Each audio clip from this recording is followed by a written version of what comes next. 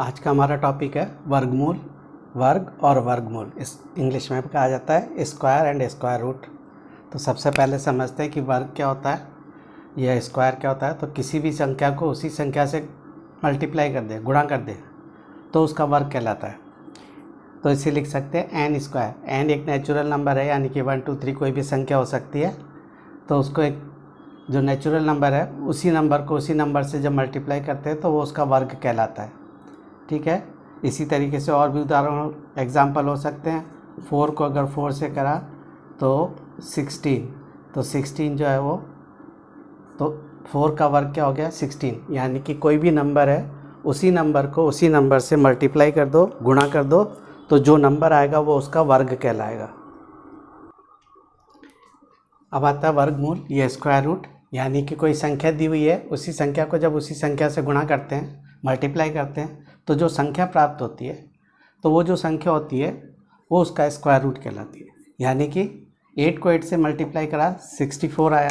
64 का square root क्या हो गया 8, कि 8 को जब 8 से मल्टीप्लाई करेंगे तो 64 आएगा।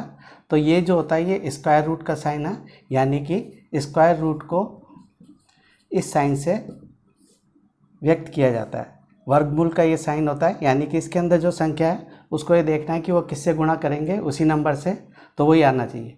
तो यानी कि 8 को जब 8 से करा तो 64, तो 64 का वर्गमूल हो गया, ये स्क्वायर रूट हो गया 8।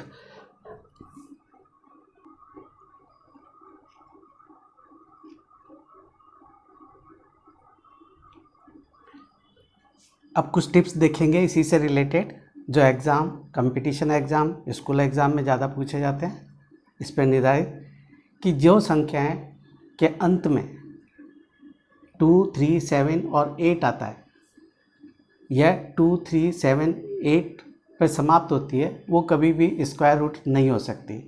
जैसे एक एग्जांपल ले सकते हैं कि एक संख्या है 0 1 1 0 5 7।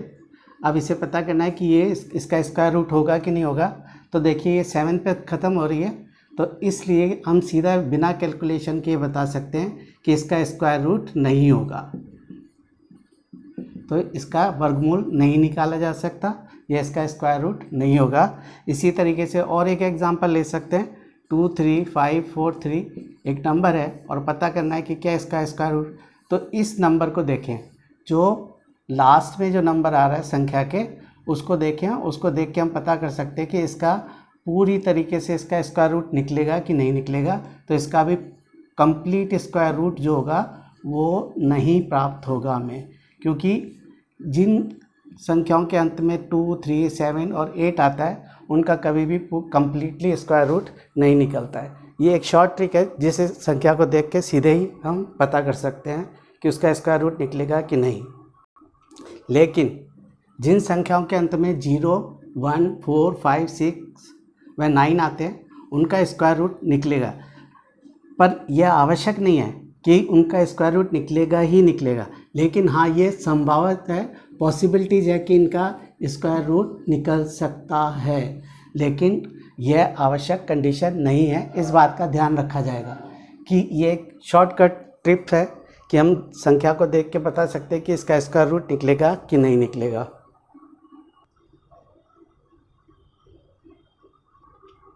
कुछ स्क्वायर रूट जो बहुत महत्वपूर्ण है एग्ज़ाम की दृष्टि से, तो हमें पता होना चाहिए। जैसे √1, तो √1 की वैल्यू 1 होती है। √2 की वैल्यू होती है 1.414। √3 1.732। √5 इसकी वैल्यू होती है 2.236।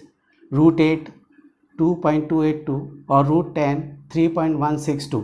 ये इम्पोर्टेंट एग्ज़ाम की दृष्टि से इन वैल्यू को आपको याद होना चाहिए। इसी तरीके से 1 से 20 तक की संख्याओं के स्क्वायर रूट पता होने चाहिए। 1 का स्क्वायर, यानी कि 1 को 1 से जब मल्टीप्लाई करेंगे तो 1 आएगा। 2 को 2 से मल्टीप्लाई करोगे तो 4 आएगा। 3 को 3 से करेंगे 9। 4 को 4 से करेंगे 16। 5 को 5 से करोगे 25। 6 को 6 से करेंगे 36। 7 को 7 से करेंगे 49। 8 को 8 से मल्टीप्लाई करोगे तो 64। 9 को 9 से मल्टीप्लाई करेंगे 81। 10 को 10 से करेंगे तो 100। इसी तरीके 11 को जब 11 से मल्टीप्लाई करोगे तो ये आ जाएगा 121। 12 को 12 से मल्टीप्लाई करेंगे तो ये आएगा 144। 13 को 13 से करेंगे तो ये आ जाएगा 169। 14 को 14 से करेंगे तो ये हो जाएगा 1196। 15 को जब 15 से मल्टीप्लाई करोगे तो ये हो जाएगा 225। इस तरीके से 20 तक हमें स्क्वायर रूट पता होने चाहिए।